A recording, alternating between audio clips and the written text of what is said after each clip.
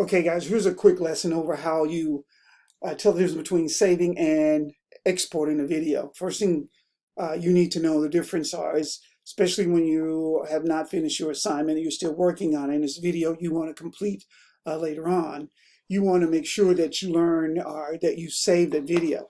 And the thing that you want to do is go up to File on your video, click on File, go to Save as opposed to Save. Save saves over anything that you have and saves it as the name that you already have it in there. So saving and saving as, it allows you to save it as a different project name. So you can change the name here. Instead of saying this is an import, I can change this to whatever the assignment was, and I can say new assignment, and I can name it 1. Where is going to be where you're going to store it, whether it's on your your documents or whether it's in your downloads one time. And you know, I always suggest, so that you can see it, you save it to your desktop. So you always want to click your desktop as a destination, and you want to leave it as a project a project from Premiere Pro. And then all you want to do from here, once you've named it and you've said the destination, is hit save. What that then will do will save it, and you will see it's just like this here on this side of the page.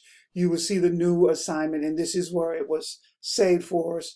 Now we have that, and it should also save a auto save folder for you, so to save all the files and the media that you have inside there. Now then you can always bring this back up when you want to open it up again and continue working on it. Now, when you finish your project and it's time for you to export it because you want to send it somewhere else, i.e. the export, we want to go to File. We want to come down to Export. What we're going to be using is media, and this is a media, is how we're going to be transmitting it. The quick keys for that is Command M, and that's going to bring up another page when you click on that.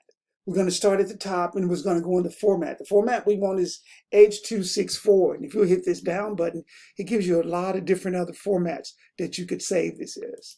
The reason we save it as this one is because what it does is compresses this for us and take it down to its essentials so we can send it to different places. We'll leave the presets here, and we'll talk a little bit more about how big of bytes we want it, because sometimes we may want to compress it even more. Sometimes when we're shooting 4K or 6K video, we may have to shrink it down a considerable amount in order for us to put it up on YouTube. Any comments you want to make here, and this here will be where you change the name. When you click on it, you can make it to that same name that you just had it, which was a new assignment. So what I'm going to do is say new assignment. It could be the exact same name that you did a save as to, because what that allows you to do, like I said in the desktop experiences, what that allows you to do is going to be 2 different formats. It's going to save it for us in an MP4 format. All the other things on here are going to stay the same. We'll talk later in detail when we start exporting more, what the details mean and how they represent what you're saving and how you're saving your media.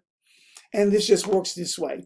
We're going to come all the way down and go to Export, click on Export. Oops, I'm sorry, make sure we save it first.